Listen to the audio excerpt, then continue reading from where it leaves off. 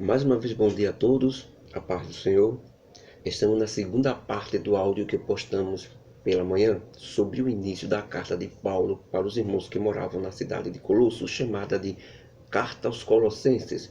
Fizemos uma introdução muito extensa, irmãos. Por isso só estudamos dos versículos 1 até o 10 do primeiro capítulo da Carta aos Colossenses. Agora, nessa segunda parte do áudio, vamos completar todo o capítulo 1 da carta de Paulo enviada aos Colossenses.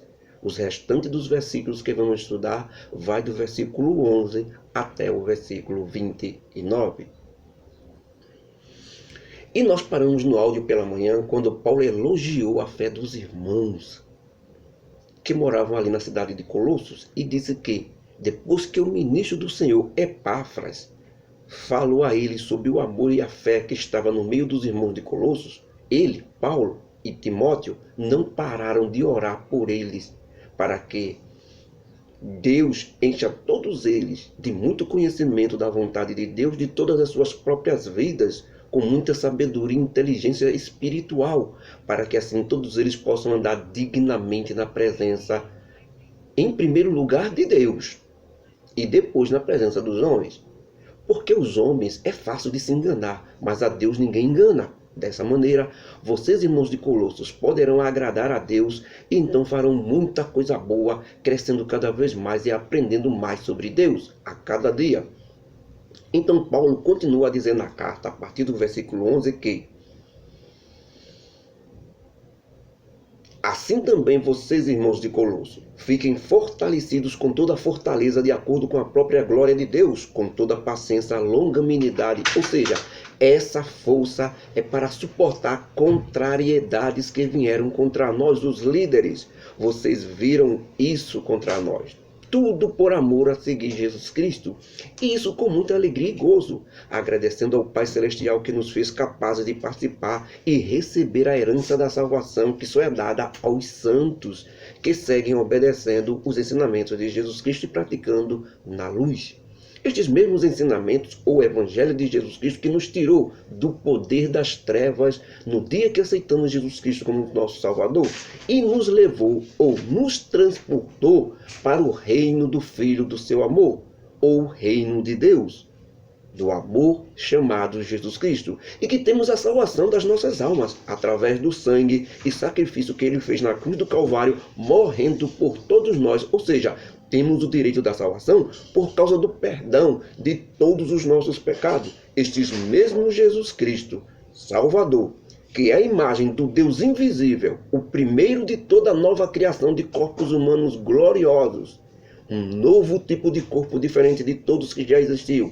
Jesus foi o primeiro a receber este corpo glorioso quando ressuscitou dos mortos ao terceiro dia.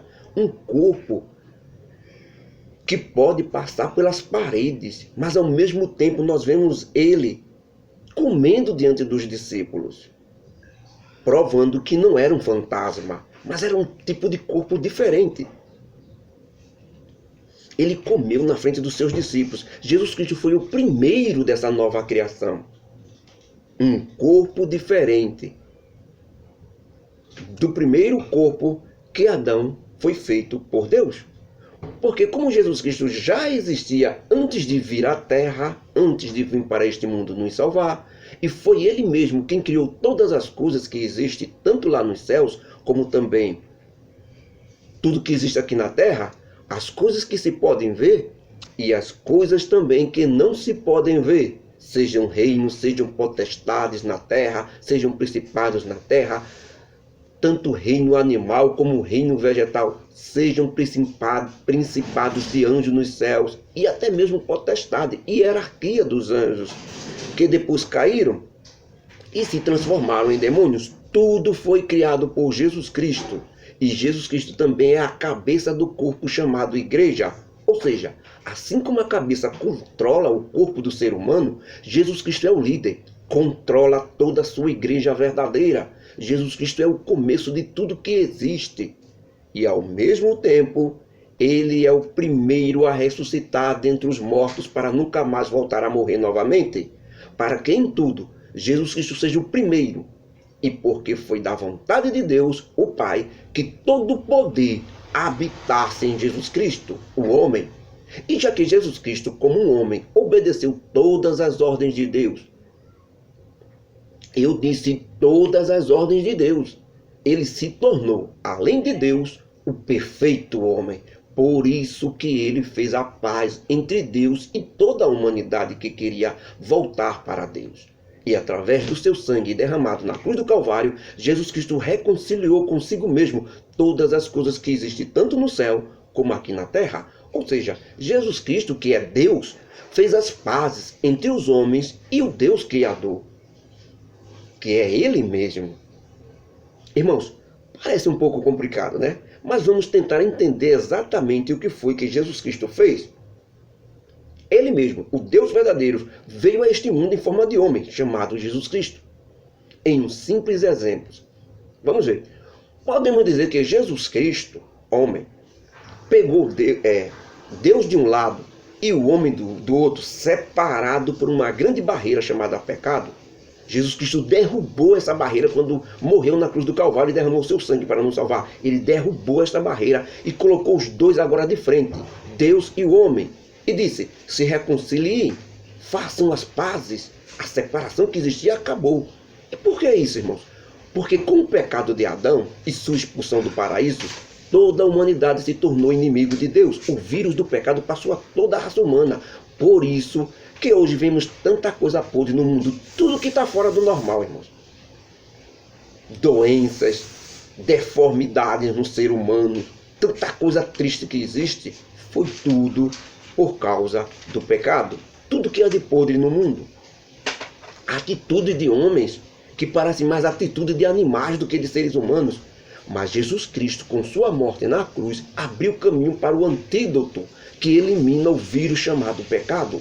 O sangue dele derramado na cruz do Calvário eliminou e apagou todas as nossas ofensas e pecados contra Deus, abrindo caminho para que Deus perdoasse todos os nossos pecados, ou os pecados dos homens, inclusive os de Adão, até os dias de hoje. E, consequentemente, agora, o homem pode abraçar a Deus, fazer as pazes novamente com ele, isto é, somente aqueles que quiserem, que aceitarem Jesus Cristo como Salvador de suas vidas e obedecer os seus ensinamentos. E também todos vocês, irmãos, que antes de aceitarem Jesus Cristo como Salvador eram estranhos às coisas de Deus, só lembravam ou pensavam em Deus de vez em quando estavam com problemas ou na dor, e que se lembra por todas as coisas que faziam erradas, estavam longe de Deus vocês, irmãos. Coisas estas que nunca agradavam a Deus. Mas agora não. Jesus Cristo reconciliou vocês. Também ele fez a paz entre Deus e vocês. Tudo isso através da morte dele, da morte de Jesus Cristo na cruz do Calvário. Porque ele morreu em nosso lugar, derramando seu sangue inocente sem pecado nenhum. Nem o pecado original que Adão cometeu e passou a todos os homens, Jesus Cristo tinha. Pois ele nasceu por obra e graça do Espírito Santo no ventre de Maria, e não do relacionamento sexual de José com Maria. Ele não nasceu disso. Ele sempre foi puro. Ele foi gerado no ventre de Maria, para que não recebesse o pecado que vinha de Adão. Por isso, ele foi gerado dentro de Maria. Não teve relação entre homem e mulher para que Jesus Cristo nascesse. E o sangue que veio desde Adão não contaminou Jesus Cristo. Por isso ele é santo. E por causa disso, Deus aceitou o sangue dele como perdão dos pecados para toda a humanidade. Nenhum homem poderia fazer isso, porque todos estavam com o vírus do pecado de Adão. Somente uma pessoa que nascesse sem esse contato sexual poderia derramar sangue. O seu sangue poderia ser limpo.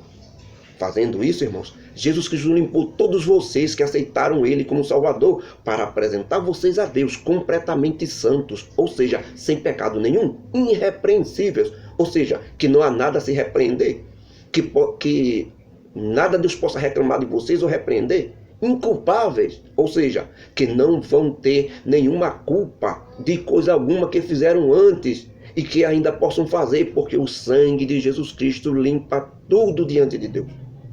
Depois do arrependimento, é claro. E tudo isso, irmãos, acontecerá se vocês permanecerem fundados e firmes na fé em Jesus Cristo, sem sair ou deixar a esperança do Evangelho ou ensinamento de Jesus Cristo que vocês aprenderam até hoje. Os mesmos ensinamentos que foram falados e pregados a toda criatura na terra, a todo homem debaixo do céu. E são esses ensinamentos que eu, apóstolo Paulo, fui feito ministro e defensor, me alegrando muito agora em tudo aquilo que sofro para proteger vocês, irmãos, e na minha carne, irmãos, eu cumpro de maneira simbólica o resto das aflições de Jesus Cristo por causa da sua igreja, que é o seu corpo, e ele é a cabeça. Toda vez que sofro por causa da pregação do Evangelho e por defender a igreja, estou cumprindo o resto das aflições de Jesus Cristo. Na minha carne, por causa da igreja do Senhor Jesus, a mesma igreja que eu fui colocado como ministro, segundo a vontade de Deus, ministério e graça essa, que me foi concedido diante de vocês e para com vocês, para cumprir de forma categórica a palavra de Deus, que essa igreja, o grande mistério de Deus que esteve oculto desde os séculos e em todas as gerações, um organismo vivo, irmão. A igreja tem vida, ela age, ela fala, ela respira, ela se comunica entre si, ela se comunica com Jesus Cristo e ela é ligada pelas juntas e medulas através do Espírito Santo de Deus dentro de cada um de nós. Jesus Cristo não criou ou fundou uma religião, pois isso já existia no tempo dele, que ele estava aqui na terra. Ele foi muito mais forte que isso, muito mais forte do que os homens que criaram religião.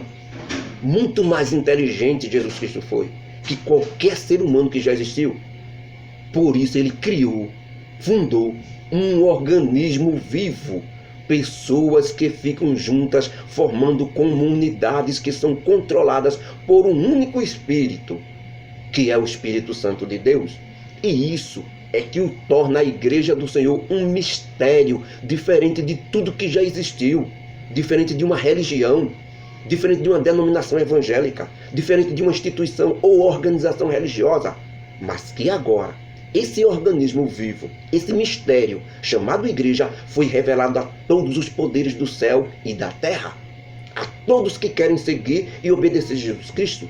Sim, irmãos, esses que aceitam Jesus Cristo como Salvador são aqueles a quem Deus fez conhecer as riquezas da sua glória, que é a de pertencer à igreja, esse mistério vivo, que vive no meio de uma humanidade corrompida, cruel e morta, espiritualmente falando, que não seguem a Deus, mesmo todos chamando o nome de Deus, dizendo que seguem a Deus. A humanidade é negra, irmãos, e essa igreja tem a obrigação de mostrar a todos que Jesus Cristo vive nela, e Jesus Cristo é a única esperança da glória.